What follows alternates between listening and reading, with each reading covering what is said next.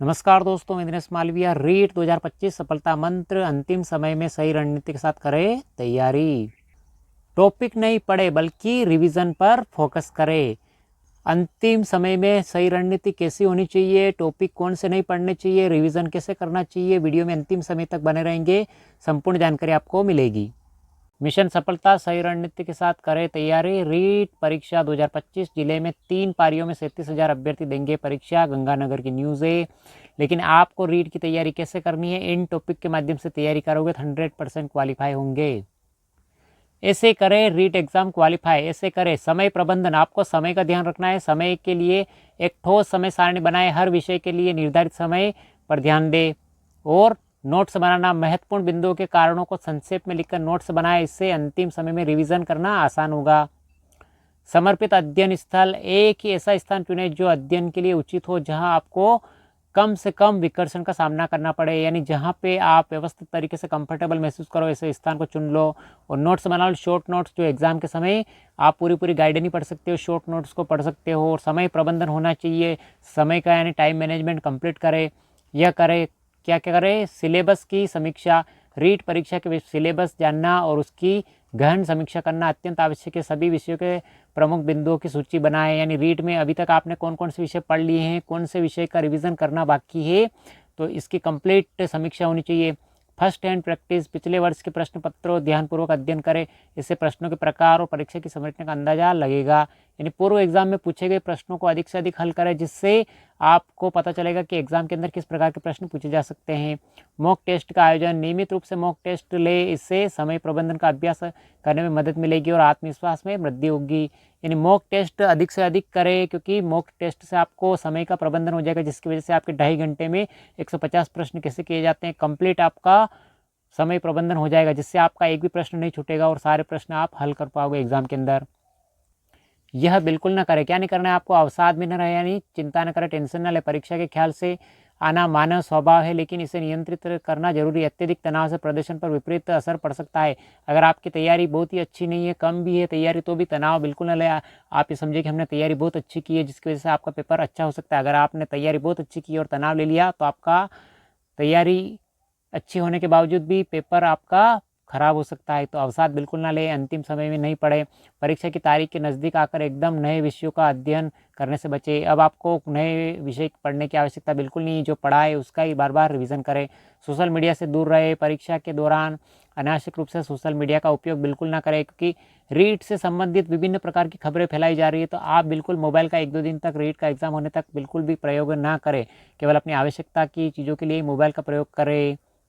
आवेदकों का गणित की बात करते हैं, टोटल आवेदन की बात करते हैं। लेवल प्रथम के अंदर 3,46,444 आवेदन आए हैं। लेवल द्वितीय के अंदर 9,68,074 आवेदन आए। दोनों लेवल के अंदर 1,14,654 आवेदन आए हैं और कुल आवेदन आए हैं 14,29,172।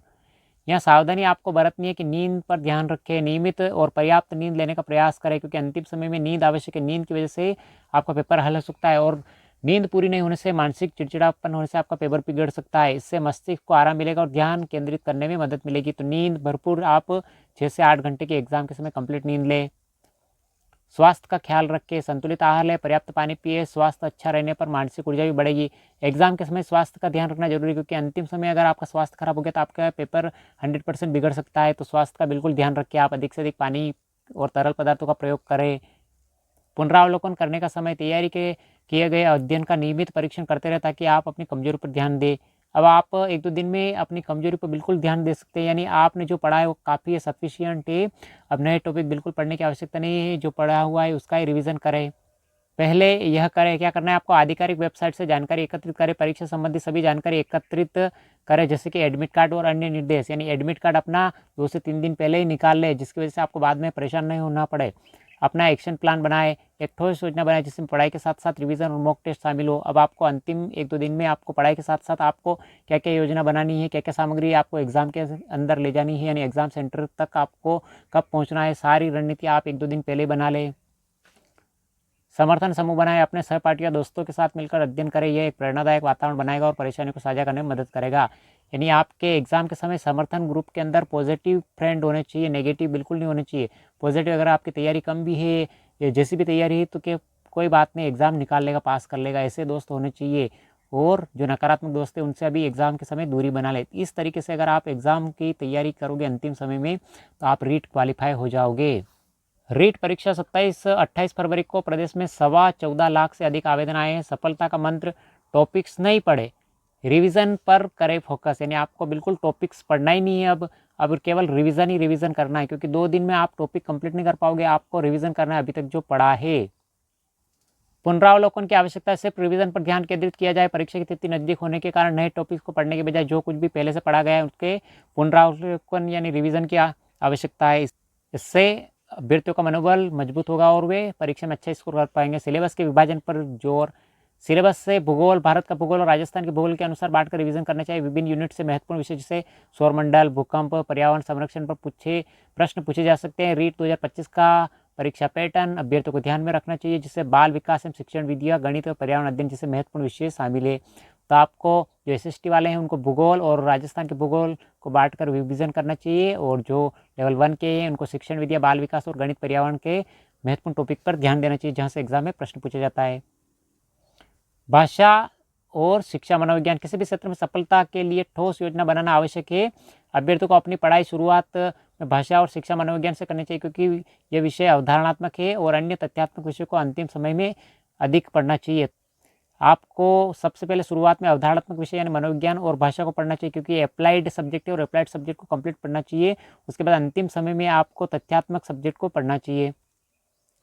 टेस्ट सीरीज में भाग लेना लाभकारी है, टेस्ट सीरीज का भाग लेना लाभकारी है, इससे मनोबल बढ़ता है और परीक्षा नज़दीक आने पर तैयारी में मजबूती आ जाती है। जितना अधिक अभ्यर्थी टेस्ट सीरीज का सामना करते हैं उतना ही अधिक उसमें आत्मबल बढ़ता है, यानी आत्मविश्वास आता है। तो आपको अंतिम समय में टेस्ट सीरीज का प्रयोग करना चाहिए और पूर्व एग्जाम में पूछे गए प्रश्नों को अधिक से अधिक हल करना चाहिए। इस रणनीति से आप कार्य करोगे तो अंतिम समय में रीट पात्रता परीक्षा निकाल पाओगे।